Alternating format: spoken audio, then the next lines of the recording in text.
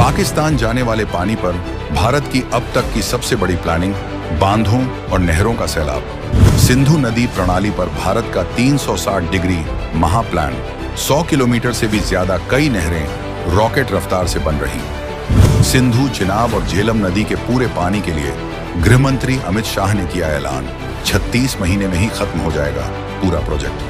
सिर्फ 3 साल में सिंधु का पानी पहुंचेगा।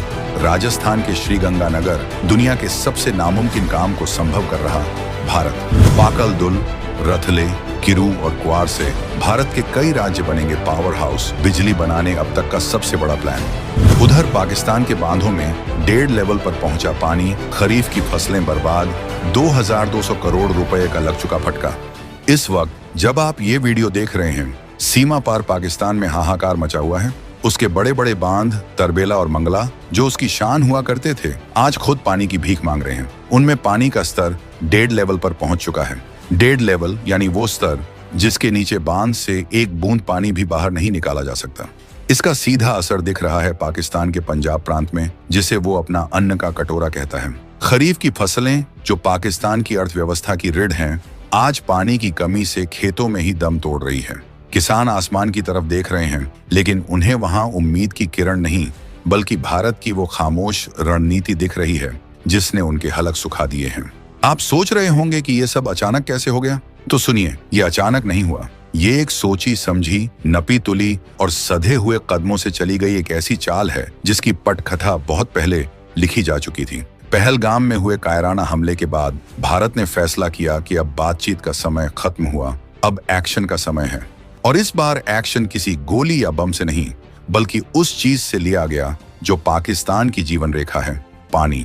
भारत ने 1960 की सिंधु जल संधि, जिसे इंडस वाटर ट्रीटी कहते हैं, को सस्पेंड यानी निलंबित कर दिया। दशकों से इंसानियत के नाते भारत अपने हक का पानी भी पाकिस्तान की ओर बहने दे रहा था, लेकिन अब भारत ने साफ कर दिया है, बस अब और नहीं, एक एक बूंद का हिसाब होगा। और ये तो सिर्फ एक ट्रेलर है, असली पिक्चर तो अब शुरू हुई है। भारत अब पाकिस्तान की ओर बहने वाले पानी की हर बूंद को रोकने और उसे अपने काम में लाने के लिए एक ऐसे विशालकाय और ऐतिहासिक प्रोजेक्ट पर काम कर रहा है जिसे देखकर दुनिया के बड़े बड़े इंजीनियर भी हैरान हैं। चेनाब नदी पर बन रहे पाकुल दुल, रथले, किरू और क्वार जैसे बिजली प्रोजेक्ट्स की रफ्तार बढ़ा दी गई है।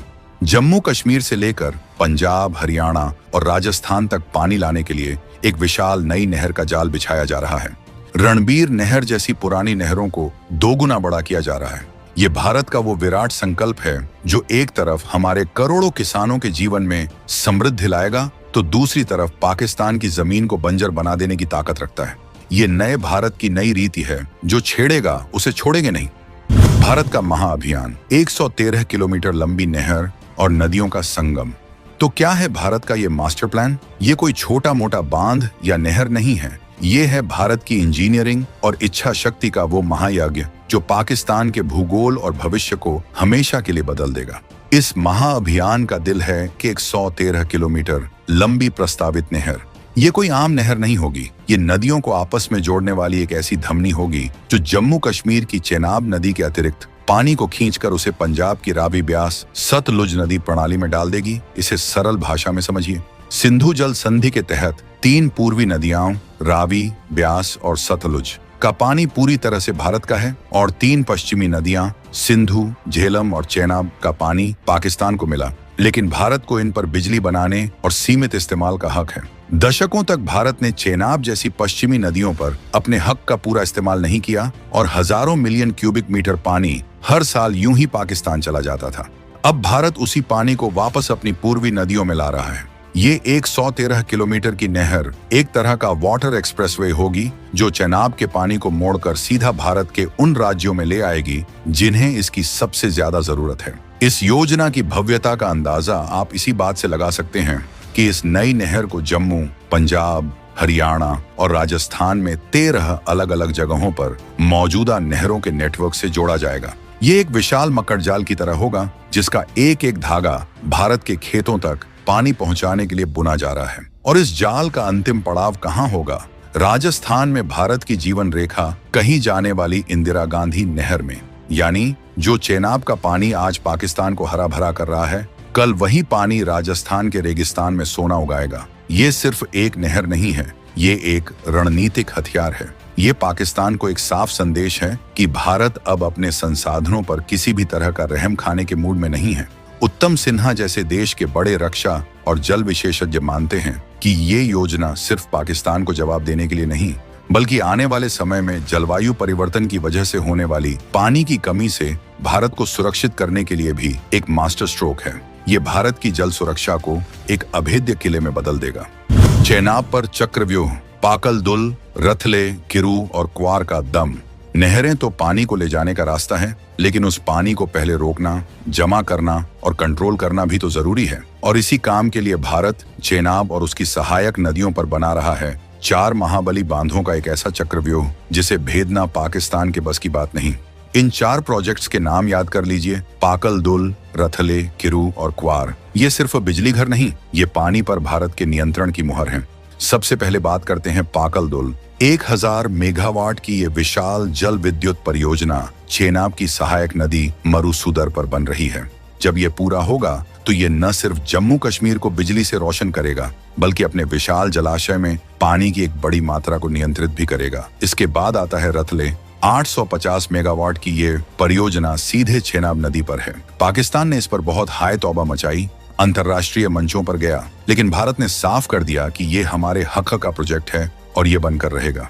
इसका बनना मतलब चेनाब के बहाव पर भारत का कंट्रोल और बढ़ना। फिर हैं किरू और क्वार।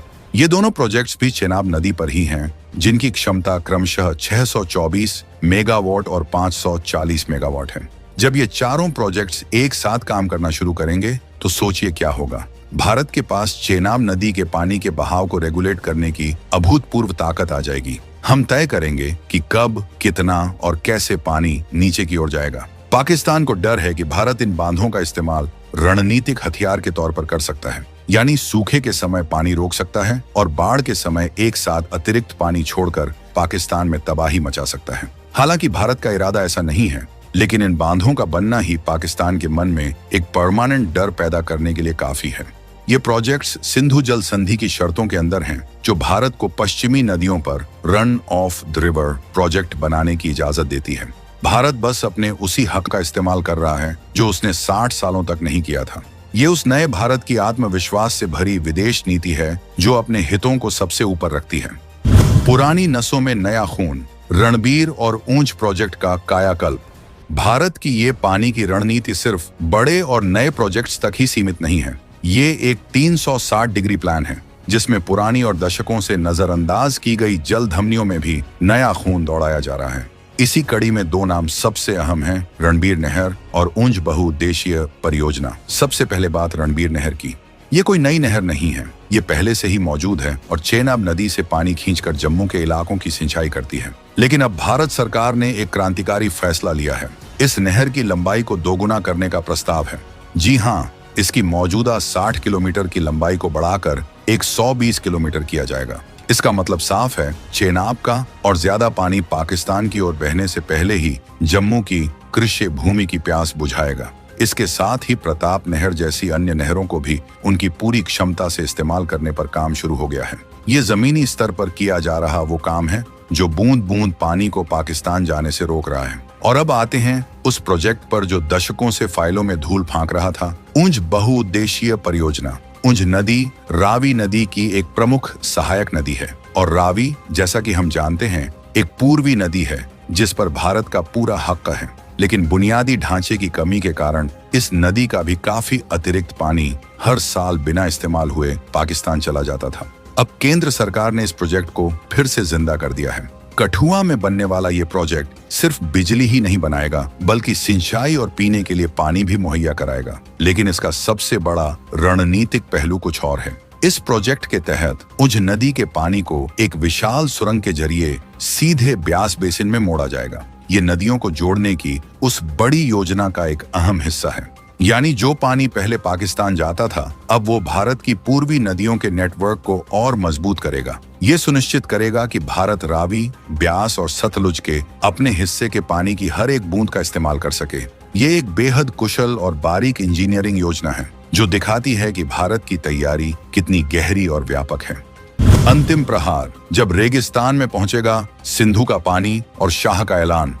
इस पूरी कहानी का क्लाइमैक्स, इसका अंतिम लक्ष्य क्या है? इसका लक्ष्य है भारत के उन करोड़ों किसानों के चेहरे पर मुस्कान लाना जो पानी की कमी से जूझते हैं। और इस लक्ष्य को देश के गृह मंत्री अमित शाह ने एक तारीख दे दी है।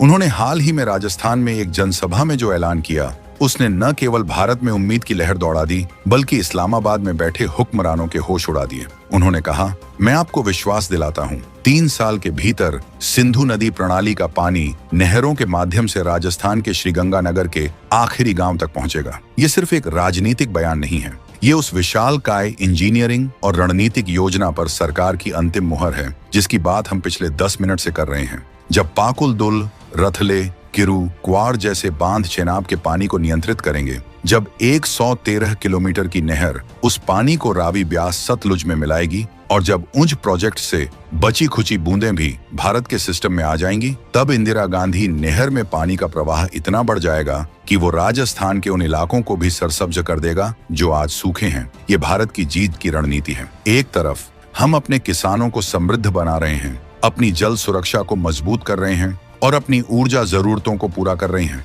वहीं दूसरी तरफ बिना एक भी गोली चलाए हम पाकिस्तान की अर्थव्यवस्था और उसकी स्थिरता पर गहरा दबाव बना रहे हैं।